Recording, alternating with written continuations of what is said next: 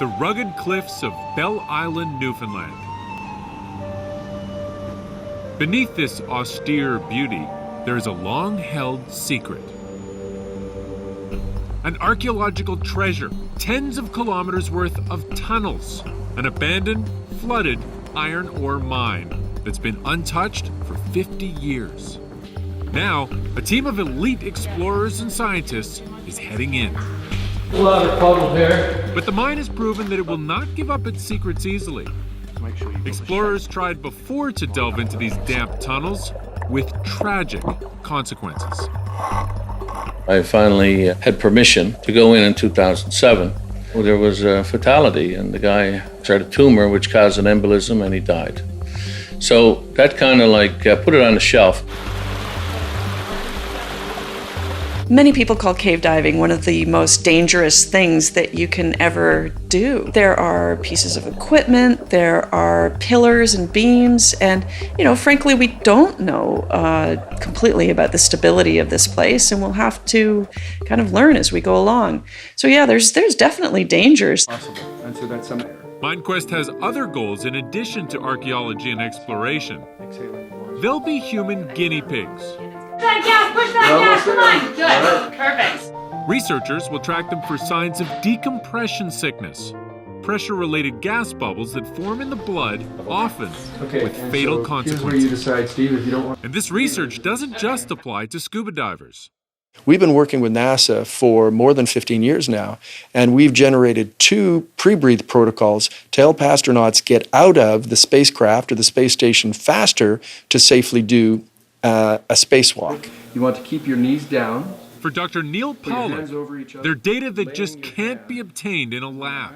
In and out, just relax. We could recreate most of these dives in the lab, but there is such a wide number of variables that occur in real settings. If all you do is lab work, you lose touch with the messiness of real life.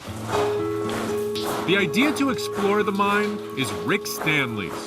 It's taken him 8 years to pull the right team together. There was people lined up. We had to turn away people. To track The everything. 2 team besides, leaders, Jill this Heinrich amazing team, and Steve we Lewis, have a couple of among other the really foremost interesting underwater honors. We've got some explorers in the interesting world growth on all the today. Equipment, we're going to definitely be sampling. Absolutely wonderful to have this incredible group of people together. Yeah. Everybody has to be on their best game. Everybody has to be really careful with their risk analysis. Safety, of course, is paramount. Logistically, I think we're going to have a challenge here. We're going to have some late nights and some early mornings, so I hope everyone's up for it. And it is like a chess match, putting it all together. A chess match that began weeks before the scientists and divers arrived. Local team members have put in an enormous amount of work just getting the site ready. Site prep, all was blood, sweat, and tears, but I had galls on my hands. If you can imagine, there's a mine shaft that hasn't been worked in since 1960 probably, or before. And so there was all kinds of debris and iron ore dust and everything just caked on this floor of the mine. And we wanted to get it down to bedrock so that we can have something safe to walk on. But everything is ready now. Time to get the team across to Bell Island. A snowstorm the night before means the team has to dig out the mine entrance. And while they're busy doing that, Neil Pollack sets up his equipment with his assistant, Stephanie Martina. The divers will give blood samples several times each day.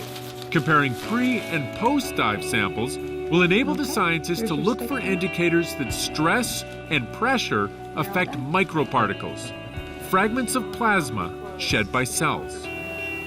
They'll also be taking ultrasound images of the divers' hearts to look for bubble formation, another indicator of decompression stress. Go ahead. And they'll be gathering DNA samples for an experiment that will see whether stress reprograms people on a genetic level. You can pull that out now. If we were able to come up with a good diagnostic test of decompression sickness, that would translate to clinical medicine. Meanwhile, volunteers are doing the grunt work of getting the divers' gear down to the edge of the water in the old flooded mine. We're going to bring back around now, and we're going to bring it around that staging area. Yeah. Divers are using the latest generation of rebreather, allowing them to explore deeper into the mine. But there's a risk. Rebreathers are complicated machines. A malfunction can turn your air supply into a poisonous gas in a heartbeat. This week, the MINEQUEST team will only explore the smallest fraction of the total area, a few hundred meters in a mine that runs for tens of kilometers. The first two team members into the water, Phil Short and Gemma Smith, both experienced scientific divers from the UK.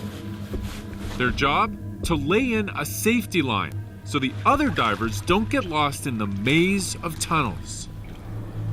A lot of people look into a cave or a mine in our case, and they see complete darkness, and they're terrified about what might be around the next corner.